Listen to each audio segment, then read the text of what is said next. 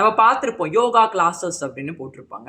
அங்கே வந்து நம்ம பார்த்தோமா டிஃப்ரெண்ட் பாஸ்டர் சொல்லி கொடுக்குறாங்க, சூரிய நமஸ்காரம் அந்த மாதிரி சொல்லி கொடுப்பாங்க. அது இந்த யோகா கிளாஸஸ். ஓகே, ஆனால் உண்மையால யோகா என்பது என்ன அர்த்தம்? யோகா என்பது that is which connects you to the supreme. ஜீவாத்மாவையும் பரம்பொருளையும் கனெக்ட் பண்ணுறது தான் இந்த யோகம். இப்போ வந்து ஒரு 2 லேண்ட் இருக்குது, பினாங்கும் ஐலண்டும் இருக்குது, மெயின்லேண்டும் ஐலண்டும் இருக்குது. இந்த மெயின்லேண்டுக்கும் ஐலண்டுக்கும் கனெக்ட் பண்ணுறது அந்த ஒரு பிரிட்ஜ்.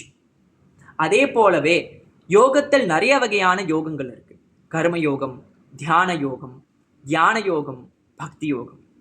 இப்போ பகவத்கீதால கண்ணன் வந்து 6 அத்தியாயத்தில் கர்மயோகத்தை பற்றி பேசுவார், 6வது அத்தியாயத்தில் அஷ்டாங்க யோகம், தியான யோகத்தை பற்றி பேசுவார். கர்மயோகம் என்பது நம்மளோட செயல்கள் மூலியமா இறைவனை அடையிறது. அது எப்படி நம்ம எந்த வேலைகள் செஞ்சாலும் அதோடைய பலன்களை பகவானுக்கு ஒரு அங்கத்தை கொடுக்கறது. அது அந்த பலன்களை அட்டாச்சா இல்லாம அந்த பலன்களை வந்து டிட்டாச்சா இருக்கிறது தான் வந்து கர்மயோகம். தியான யோகம் வந்து இந்த நாலேஜ் மூலியமா வந்து இந்த மாதிரி ஞானத்தை படித்து இறைவனை புரிஞ்சுக்கிறது தியான யோகம். அஷ்டாங்க யோகம் வந்து இந்த யமா, நியமா, பிரணாயமா, ஆசனா இந்த மாதிரி 8 ஸ்டெப்ஸ் இருக்கு. அதுல சமாதி கடைசி ஸ்டெப்.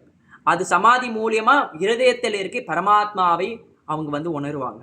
அண்ட் ரொம்ப சுலபமானது ஆனா பெஸ்டான யோகம் கண்ணன் 6வது யோகி நாம அப்படி சர்வேஷம்.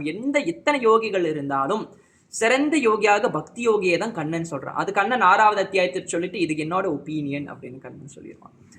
பக்தி யோகத்தோட விசேஷம் என்னதான், கண்ணனை ஒரு லிவிங் சென்டிமெண்டோட அப்படின்னா எப்படி அவனோட இன்பத்துக்காக அவனுக்கு சேவிக்கிறதான் இந்த பக்தி யோகம்.